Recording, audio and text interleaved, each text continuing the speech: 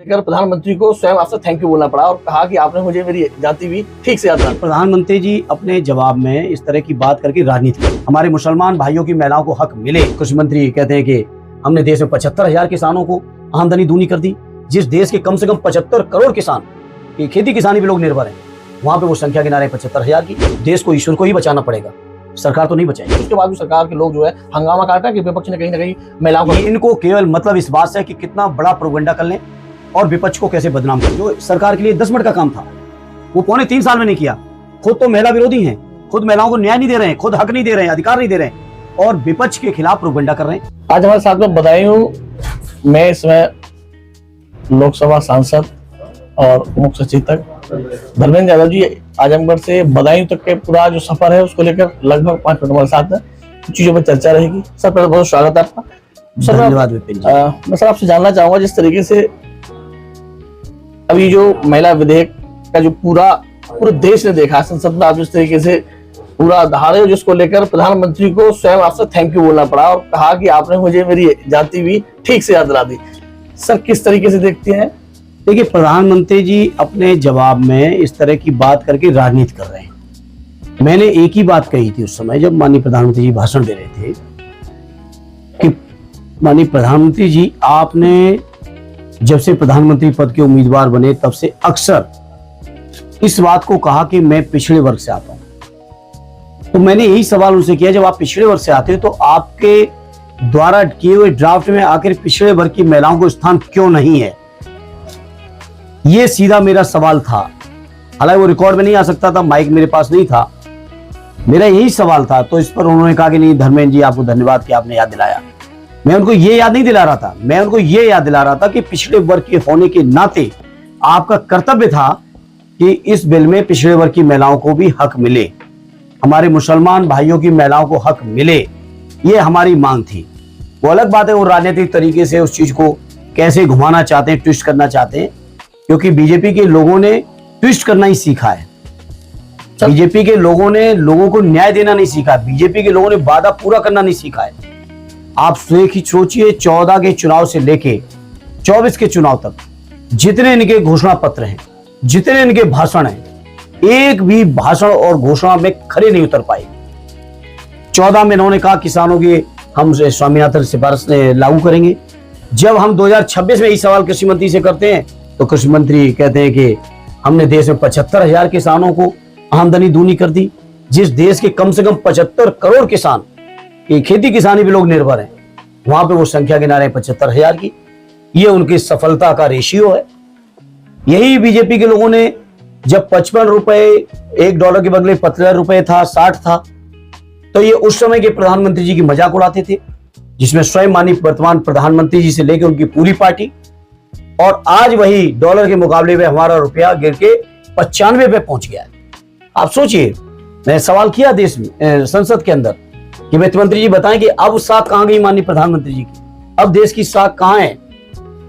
तो वो जवाब में कहती है मेरा रुपया ठीक चल रहा है। तो 95 चलने के बाद भी अगर उनका रुपया ठीक चल रहा है तो इस देश को ईश्वर को ही बचाना पड़ेगा, सरकार तो नहीं बचाएगी। तो जिस तरह 2023 में ये बिल अगर आ गया था जिस तरीके, और फिर भी उसके बाद भी सरकार के लोग जो है हंगामा काटा कि विपक्ष ने कहीं ना कहीं महिलाओं को, ये सवाल आपको पत्रकार साथी भाजपा के लोगों से करना चाहिए, विशेषकर उन लोगों से जो प्रेस कर करके घूम घूम के बातें कर रहे हैं।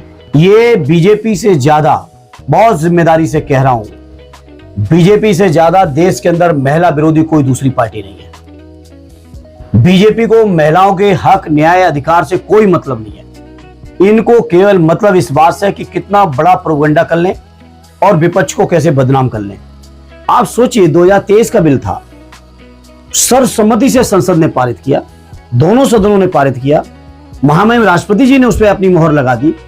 उसके बाद 28 सितंबर 2023 से लेके 16 अप्रैल 2026 तक लगभग पौने 3 साल तक उन्होंने इस बिल को नोटिफाई नहीं किया, जो सरकार के लिए 10 मिनट का काम था, वो पौने 3 साल में नहीं किया।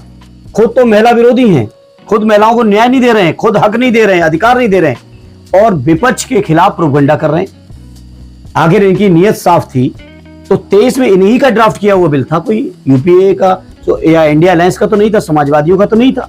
माननीय अखिलेश जी ने तो उस बिल को ड्राफ्ट नहीं किया था, बीजेपी के लोगों आपने किया था। और फिर जब आपने किया तो उसको लागू क्यों नहीं किया? आपने पहले कहा कि 2026 की जनगणना के बाद परसीमन बैठेगा, परसीमन के बाद रिजर्वेशन होगा। आप ही का बिल है, आप ही का कानून है, संविधान उठा ले कोई भी जो जिसको भी डाउट हो। जो 23 के संशोधन थे उसमें भी 26 में संशोधन की आवश्यकता क्या पड़ गई? क्योंकि अब इनको जान गए हैं कि लोकप्रियता खत्म हो चुकी है, वादे कहीं पूरे हैं नहीं, जनता का भरोसा उठ चुका है।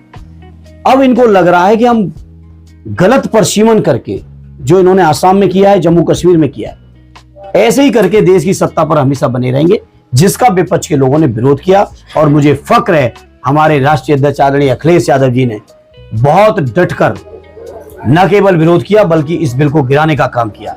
जो बिल देश के लोकतंत्र पे हमला है, संविधान पे हमला है, हमारे पिछड़ों के हकों पे हमला है, हमारे मुसलमानों के हकों पे हमला है, ऐसे बिल को समाजवादी लोग तो पारित नहीं होने देंगे। 2027 के चुनाव बिल्कुल नहीं दिए सर, इसमें कहीं ना कहीं देखा जाता है, चूंकि एक बड़े राजनीतिक ओहदे में देखा जाता है धर्मेंद्र यादव को पूरा देश देखता है, क्योंकि संसद में लगातार जिस तरीके से आप बुलंद तरीके से आवाज उठाते हैं, भले से बदायूं से लेकर आजमगढ़ तक और किसी भी उसकी हो जहां चीजें होती है वहां उठाते हैं, तो 2027 का टेस्ट भी कहीं ना कहीं आपके सामने है और चैलेंज किस तरीके से देखते सर, क्या रहेगा? देखिए, उठाना हमारा कर्तव्य है।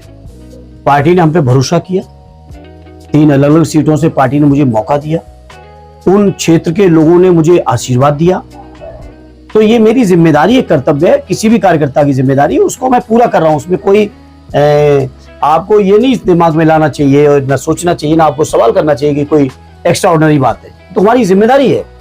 जहां तक 27 का सवाल है, 27 में पीडीए के नायक आदरणीय अखिलेश जी के नेतृत्व में पीडीए के कम से कम 95% लोग, देश की आबादी और प्रदेश की आबादी के लोग, माननीय अखिलेश जी की नीतियों में, कार्यक्रमों में, उनके द्वारा बनाए हुए रास्ते पे भरोसा और विश्वास कर रहे हैं और ऐतिहासिक बहुमत के साथ समाजवादियों की सरकार बनेगी।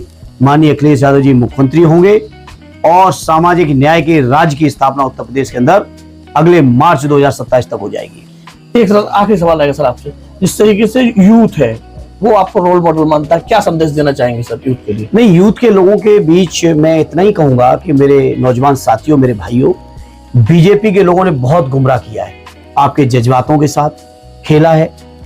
बेरोजगारी जो आपकी सबसे बड़ी समस्या थी, उस समस्या के को प्रोपेगेंडा के तौर पे पेश करके कि हम हर साल 2 करोड़ रोजगार देंगे, हर साल 2 करोड़ रोजगार का वादा किया। हमारे नौजवान जो बेरोजगार हैं, स्वाभाविक रोजगार चाहने के लिए उन्होंने भरोसा किया, देश के प्रधानमंत्री जी पे भरोसा कर लिया, भारतीय जनता पार्टी भरोसा किया और उन्हें मौका दिया। 14 में मौका दिया, 17, 19, 22 कई चुनाव मौका दे दिया।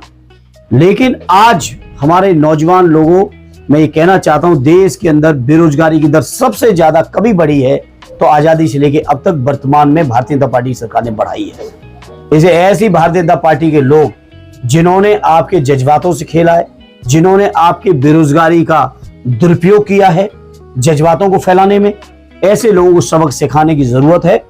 क्योंकि ऐसे सबक सिखाइए कि भविष्य में कोई भी झूठ की राजनीति, झूठ की बुनियाद पर राजनीति न कर पाए।